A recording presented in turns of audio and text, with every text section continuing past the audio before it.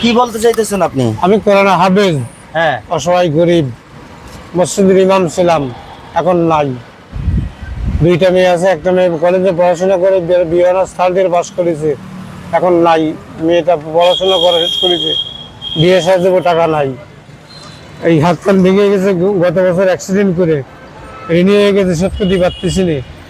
এই 7,000 টাকা বাজার দিয়ে গাড়ি চালাই, থাকে না কিছু, বাজার করতে পারি না, ঋণ শোধ করতে পারি না, সংসার চালাতে পারি না। মেয়েটার বিয়ে দেবো, টাকা নাই। এটা আল্লাহ আমার সাহায্য করবেন। এই মানে আমার কাছে আপনি সাহায্য চাইতেছেন? জি স্যার, জি। এই মুহূর্তে তো আমার সাহায্য করার মতন আমার কোনো অর্থ নাই। আচ্ছা, আমি গাড়ি চালাই, আপনি আমার স্যার কইতেছেন না? হ্যাঁ। আমি স্যার না, আমি যে ড্রাইভার। আমার স্যার গেছে ব্যাংকে। আচ্ছা, আর বিশেষ করে আমার স্যার মনে হয় কাউকে সাহায্য করে না, আমি দেখি না। আচ্ছা। আমার জানা মতো উনি কাউকে সাহায্য করে না। ঠিক আছে, আপনি কিছু মনে করেন না। আমার কাছে যদি অর্থ থাকতো আমি আপনারে দিতাম।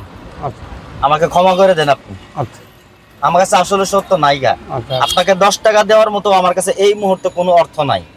আমি ড্রাইভার, থাকলে আমি অবশ্যই আপনাকে দিতাম। আচ্ছা, 10 টাকা দিতাম, আর 5 টাকা দিতাম, আর 500 টাকা দিতাম, ওটা আমি দিতাম। আমার কাছে এই মুহূর্তে 10 টাকাও নাই। আচ্ছা। আছে না মানুষের কাছে অনেক সময় টাকা থাকে, অনেক সময় থাকে না। আপনি যেই সময় আমার কাছে আসছেন, আমি আপনাকে দিতে পারলাম না, দুঃখিত, সরি। আমার কাছে আসলেই নাই, ক্ষমা করে দেন। হ্যাঁ, ঠিক আছে।